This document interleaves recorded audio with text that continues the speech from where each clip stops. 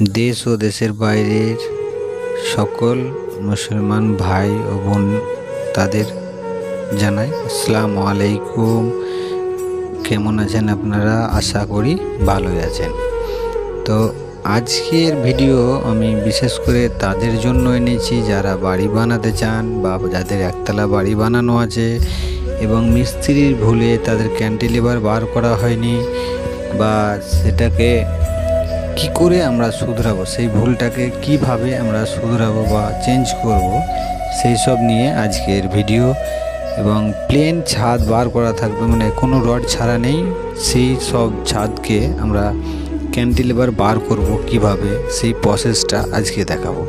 আপনারা দেখছেন এটা কোনো প্লেন রড বার করা ছিল না, প্লেন ছিল, তার মধ্যে আমরা বিমের রড কেটে বার করা হয়েছে। বার করার পর আমরা সেটাকে এল করে দিয়েছি, এল করে সেটাকে আমরা ঢুকিয়ে নিয়েছি, মানে এল করে টান দিয়ে নিয়েছি। এবং এই যে টান দিয়ে রেখেছি, শুধু এই কটা রড দিয়ে বা এই শুধু টান দিয়ে রেখে দেব বা টান দিয়ে মানে ঢালাই করে দেবো, এইরকম করলে কিন্তু সেটা থাকবে না। আমার যখন ভিডিওটা দেখতে ক্লিক করেছেন তখন ভিডিওটা পুরো দেখবেন, পুরো দেখলে পুরো প্রসেসটা দেখলে বুঝতে পারবেন, তারপর নিজে আপনি ব্যবহার করতে পারবেন। এতে আমি কি কি মেটেরিয়াল ব্যবহার করছি বা কি ধরনের আমি কাজটা করছি, তারপর সেটাকে আপনারা পুরো ফর্মুলাটা বুঝে নিলে পরে বুঝতে পারবেন বা করতে পারবেন। এবং এই যে এল করা হয়েছিল, এলগুলোতে আমরা পুরো ওয়েল্ডিং করে নিয়েছি, পুরো ওয়েল্ডিং করে নিয়েছি, লোহার ওয়েল্ডিং করেছি। আপনারা প্রত্যেকটা রড দেখতে পাচ্ছেন আমরা কিভাবে ওয়েল্ডিং করেছি। এতে কোনো রড বার করা ছিল না বা এতে কোনো ক্যান্টিলিভার ছিল না, প্লেন ছিল, তার মধ্যে আমরা ক্যান্টিলিভার বার করছি। এবং এই যে কেমিক্যালটা দেখছেন, এই কেমিক্যালটাও আমরা ব্যবহার করব। এবং এই কেমিক্যালের মধ্যে কি কি গুণগান আছে বা কি কি উপকার পাবেন আপনি ব্যবহার করে, এই ব্যবহার করার জন্য কি কি পাবেন উপকার, সেটাও আপনারা জানবেন ভিডিওর মধ্যেই।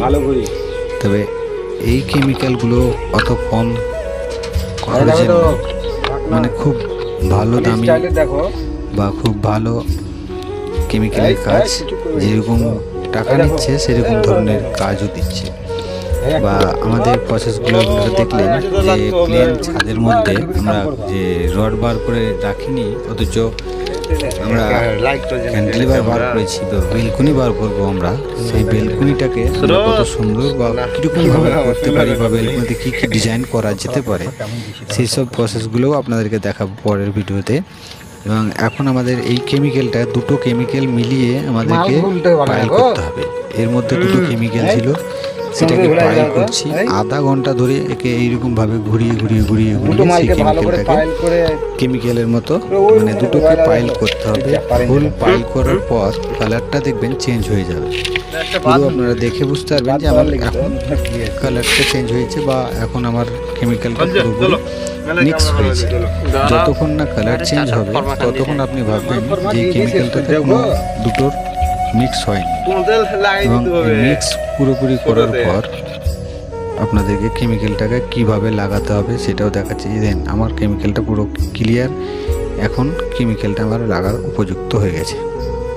এবং এই যে লাগাবো, লাগার কতক্ষণ পর আমাকে ঢালাই করতে হবে বা কতক্ষণ পর আমাকে সেই ঘোলা দিতে হবে না দিতে হবে না, বা কিভাবে আমাকে কাজটা করতে হবে আপনাদেরকে পুরো আমি দেখাবো। আমার ভিডিও লম্বা হতে পারে, কিন্তু এই প্রসেসটাতে পুরোপুরি আপনি বুঝে যাবেন যে কিভাবে কাজগুলো করতে হবে।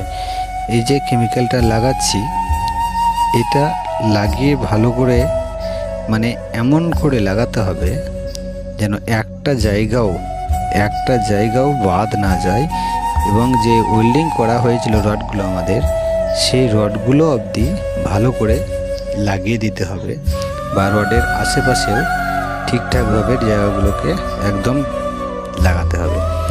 এই কেমিক্যালটা লাগার ফলে যদি কোনো ছাদ জয়েন্ট হয় তবে সেই জয়েন্টেও আপনি ব্যবহার করতে পারেন, ঘরের মাঝে হলেও বা বিমের পাশে হলেও জয়েন্টে ব্যবহার করলে এর একটা গুণ আছে, এর মধ্যে কোনোদিন লিক হবে না। যে ছাদ জয়েন্ট করে দেওয়ার পর জল চোয় নিচের দিকে বর্ষাকালে দিয়ে কালারগুলোকে নষ্ট করে, সেরকম কোনো সিস্টেম হবে না বা সেরকম জিনিসগুলো হতে দেবে না। এবং আরেকটা জিনিস এর মধ্যে আরেকটা গুণ এই কেমিক্যালটার, যে ছাদের মধ্যে চিরফাট আসে এই জয়েন্টের মুখে দিয়ে জল সব করে, চিরফাটটাও আসতে দেবে না। অথচ এর কামড় হয় অনেক, মানে আঠার মতো, একেবারে খুব সুন্দর বা খুব হেভি কাজ। আপনারা যদি পারেন তাহলে পুরনো ছাদ ঢালাইয়ের সময় পুরনো ছাদের সঙ্গে যখনই নতুন ছাদ জয়েন করবেন তখন কিন্তু এই ধরনের বা এই কেমিক্যালটা ব্যবহার করার চেষ্টা করবেন। তাহলে ইনশাল্লাহ আপনাদের কোনো দিন ক্ষতি হবে না বা আপনাদের কোনো অসুবিধা হবে না, খুব সুন্দর হবে। এই ধরনের করে এইরকমভাবে এক একটা জায়গা কোনা কোনা খুঁজে খুঁজে লাগাতে হবে বা খুঁজে খুঁজে লাগিয়ে দিতে হবে কেমিক্যালটা লাগার পর বা কেমিক্যালটাকে ভালো করে লাগিয়ে দেওয়ার পর একবার লাগিয়ে দিলে হবে না, আবার ভালো করে ব্রাশে করে ডবল করে মেরে দেখাতে হবে বা দেখতে হবে যেন কোনো জায়গায় একটা পাথরও যেন বাদ না যায়। পুরো জায়গাটাতে ভালো করে লাগাতে হবে। লাগানোর পর আমাদের আগের প্রসেসগুলো হবে, ইনশাল্লাহ আপনারা সেটা পুরো দেখতে পাবেন। বা আপনারা যারা দেখছেন বা আপনাদের যারা বন্ধু বান্ধব আত্মীয় স্বজন আছে তাদেরকে দয়া করে এইরকম ভুল যারা করেছে তাদেরকে আপনারা শেয়ার করে দেবেন ভিডিওটা বিশেষ করে, তাহলে তারা বা তিনারা দেখে তাদের ভুলগুলো ঠিক করে নেবে। আমাদের লাগানো কমপ্লিট হয়ে গেছে কেমিক্যালটা লাগার পর আমরা এতে এবার ঘোলা দেব বা কেমিক্যালটা লাগানোর পর আধা ঘন্টা টাইম পাবেন। আধা ঘন্টার মধ্যে দিয়ে ভালো করে ঘোলা দিয়ে তারপর ওর উপর মশলা দিতেই হবে। আধা ঘন্টার বেশি হতে গেলে কিন্তু সেই কেমিক্যালটাই কোনো কাজ করবে না। কেমিক্যালটাতে এইরকমভাবে রাখতে হবে বা দেখতে হবে যেন আধা ঘন্টার মধ্যে অনলি 30 মিনিট এর মধ্যেই আপনাকে এর উপর ঢালাই চাপাতেই হবে। যদি জয়েন্টে ঢালাই মশলা না দেন তাহলে কেমিক্যাল দিয়ে কোনো কাজ পাবেন না। এই কেমিক্যালটার টাইমের মধ্যে যদি থাকতে পারেন তাহলে কেমিক্যালটা লাগিয়ে লাভ আছে। আর যদি না পারেন তাহলে কিন্তু এই কেমিক্যালটাতে কোনো কাজ হবে না। এবং আমাদের 25 মিনিট প্লাস হয়েছে, আমরা ঘোলা দিয়ে আমরা পুরো ঢালাই দিচ্ছি এবং ঢালাইটার জয়েন্টের মধ্যে আমরা ঠিক এরকমভাবে খুঁচিয়ে বা টাইট করে জাম করে দেওয়ার, মানে বিশেষ করে খুব সুন্দরভাবে খোঁচাতে হবে। আমি হাত দিয়ে করছি, আপনারা ভাইব্রেটার যদি পান সব থেকে বেস্ট, ভাইব্রেটার দিয়ে এটাকে খুঁচিয়ে নেবেন। আর যদি না পারেন তাহলে আমার মতো শাবল দিয়ে বা ডাইস দিয়ে যাই হোক করে আপনাদেরকে এটা ব্যবহার করতে হবে। এই ব্যবহার করার পর বা ঠিকঠাক এরকমভাবে লাগিয়ে দেওয়ার পর আপনি কিন্তু আপনার কাজ শেষ না। এতেই যে আপনার কাজ শেষ হবে তাই না, আপনার এর মধ্যে আরও অনেক কাজ আছে।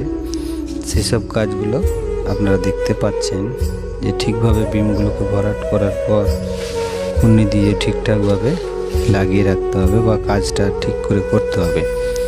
আর এরকম ধরনের ভিডিও পেতে আমার চ্যানেলটাকে সাবস্ক্রাইব করে অল নোটিফিকেশান অন করে দিন, যেন পরবর্তী ভিডিওর আপডেটটা সর্বপ্রথম আপনার কাছে পৌঁছে দিতে পারি।